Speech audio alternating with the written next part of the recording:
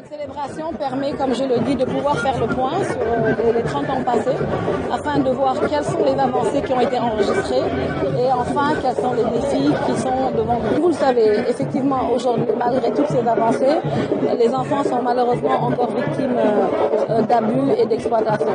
Et pour y mettre fin, la dynamique partenariale qui a été enclenchée aujourd'hui avec l'UNICEF, avec Save the Children, avec Plan, avec World Vision et tous les autres partenaires que nous avons en compagnie de la société civile, nous permettra de travailler de façon plus ordonnée. Aujourd'hui, si nous voulons venir à bout, ne serait-ce que par exemple du phénomène des enfants de la rue, il faut que nous puissions travailler tous ensemble.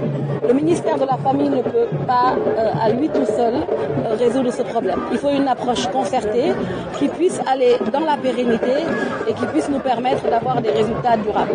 Il ne sert à rien aujourd'hui de pouvoir que l'État essaye de retirer les enfants à lui tout seul. Il faudrait que les communautés et que les individualités que nous sommes puissions tous nous mettre d'accord et acceptions qu'il faut qu'on soit tous qu'on puisse prendre tous nos responsabilités. Parce qu'aujourd'hui, s'il y a des enfants dans la rue, c'est parce que certains parents se sont un petit peu croisés les bras. S'il y a des enfants dans la rue, c'est que les communautés et que les leaders religieux et les parents que nous sommes ne prenons pas nos responsabilités comme il se doit. Donc aujourd'hui, je pense que l'appel qui est lancé aujourd'hui, c'est que nous allions tous ensemble, gouvernement, ONG, société civile, pour mettre fin aux violences faites aux enfants. Cela fait 30 ans que nous essayons de venir à bout de certains fléaux. Cela fait 30 ans que nous avons des avancées, mais il faut aujourd'hui que nous changions de paradigme et que nous puissions aller de façon plus coordonnée dans nos interventions. Il n'y a pas vraiment de blocage. Vous savez, le Code de l'enfant est un document très important. Et pour avoir un Code de l'enfant consensuel, il fallait que toutes les parties prenantes puissent être entendues, que toutes les parties prenantes puissent dire leur point de vue afin que nous ayons un document consensuel. Aujourd'hui, nous sommes arrivés à ce document-là et nous espérons que dans les semaines qui vont venir ou dans les mois à venir, que ce document va être adopté par l'Assemblée nationale.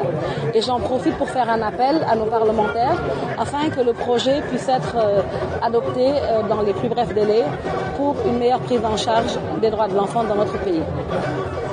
Aujourd'hui, nous allons procéder dans quelques minutes à l'illumination du monument de la Renaissance africaine en présence du ministre de la Femme, de la Famille et de la Protection des droits de l'enfant et de Madame la Présidente du Conseil économique et social.